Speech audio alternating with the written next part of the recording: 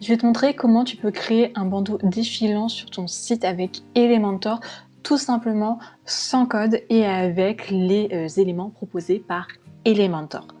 Donc, juste pour se mettre au clair, en fait, le bandeau va défiler vers la gauche quand toi, tu vas scroller sur ta page en descendant.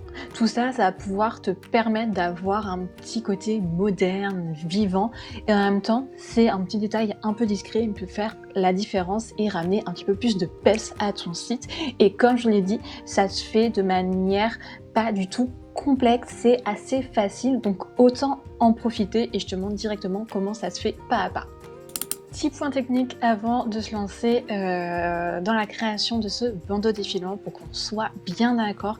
Un bandeau défilant au scroll, c'est tout simplement un élément, souvent une section, une image et un texte qui va bouger à une vitesse différente du reste de la page quand on va la faire défiler, et ça fait un effet de mouvement qui se génère avec les réglages intégrés d'Elementor.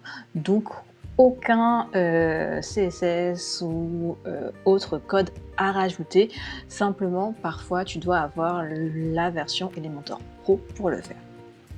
Une fois que c'est dit, on peut passer à la création.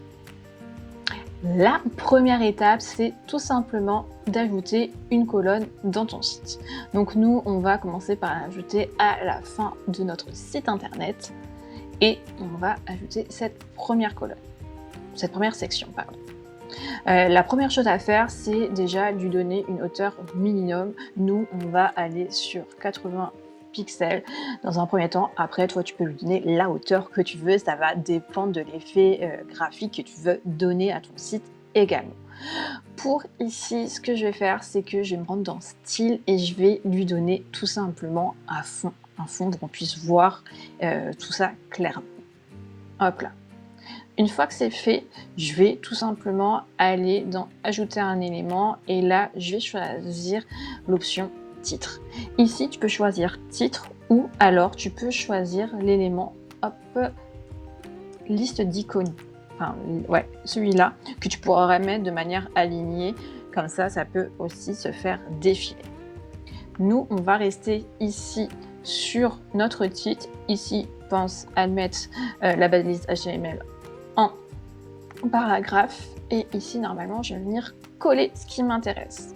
Alors là comme ça fait un petit peu beaucoup, je te l'accorde, mais en fonction de ce que tu as à mettre, il faut que tu répètes en fait la phrase, le mot que tu as plusieurs fois.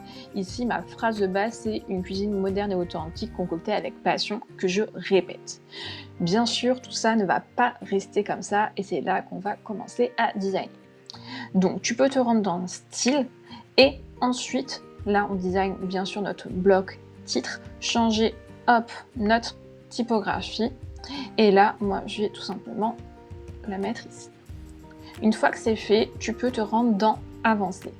Ici ce qui est important de comprendre, c'est que tu ne changes pas ta section, tu changes tout simplement et vraiment que ton bloc de titre. Toutes les modifications qu'on va faire, c'est sur ton titre et non sur ton conteneur. Une fois que c'est fait, je me rends dans les marges en haut. Je vais décocher lier les valeurs ensemble et je vais mettre des marges à gauche et à droite. Pour ça, je mets -1000. Alors, voilà, là, -1000 à gauche et -1000 à droite. Et en fait, ça permet directement à notre texte de dépasser à gauche et à droite. Et tu vois que déjà, il est plus, toutes les phrases ne sont plus les unes en dessous les autres. Une fois que c'est fait, tu peux déjà mettre en auto-alignement, le mettre centré et tu peux également voir si ton conteneur est bien centré dans la hauteur de ta page. Donc des fois, il se peut que tu aies des phrases en trop ou des mots en trop et que ça puisse créer un décalage et comme tu vois pas tout ça, peut être compliqué. Donc là, tu vois, je vais en enlever une et directement, ça va prendre toute la place. Et là, je mets mon titre, en tout cas, la largeur en 100%. Une fois que c'est fait, je suis toujours dans Avancer et je vais scroller dans les réglages avancés de mon titre pour aller tout simplement dans Effet de mouvement. Ici, ce qui m'intéresse, c'est de cocher Effet de défilement. Et une fois que tu as cliqué ici, tu as plein d'options qui vont apparaître. Nous, ce qui nous intéresse, c'est le défilement horizontal, puisqu'on veut faire défiler notre texte vers la gauche. Pour ça, tu cliques sur le stylo et là, tu vois que par défaut, c'est directement sélectionné vers la gauche, mais tu peux très bien le faire défiler par la droite. Ensuite, tu as la vitesse qui va s'appliquer quand tu défiles. Donc là, c'est à toi de voir ce que tu veux mettre. Moi, je préfère la mettre un petit peu moins forte et ça aille un peu moins vite. Et après, tu peux décider d'appliquer cet effet sur ordinateur, sur tablette ou sur mobile. C'est à toi de voir. Ici, je vais déplacer le bloc un peu plus haut pour qu'on puisse le mettre tout simplement en avant avec au milieu d'autres sections. Hop là. Alors, on va voir. Voilà, mon bloc est du coup arrivé ici. Et on va voir quand je replie et que j'ai en pleine largeur mon élément et que je scrolle, tu vois que ça scrolle en même temps. Donc tu vois là, le rythme n'est pas très élevé, mais si je veux que ça aille plus vite, je peux changer la vitesse pour que ce soit plus rapide. Une fois que ça c'est fait, tu peux toujours aller voir dans les versions tablette et mobile ce que ça rend et faire les réglages qui vont devoir s'apparenter ici pour que tout soit bien mis. Là tu vois le texte, on se pourrait se dire qu'il est trop gros, mais tu vois également que on a toujours cet effet de défilement. Donc ici on pourrait tout simplement changer la hauteur de notre section et modifier notre typographie. Donc ici par exemple. Après ce qui est compliqué, c'est que quand on a des phrases qui sont assez grandes sur mobile, on va pas pouvoir tout lire. Donc c'est aussi à prendre en compte lorsque vous faites votre design.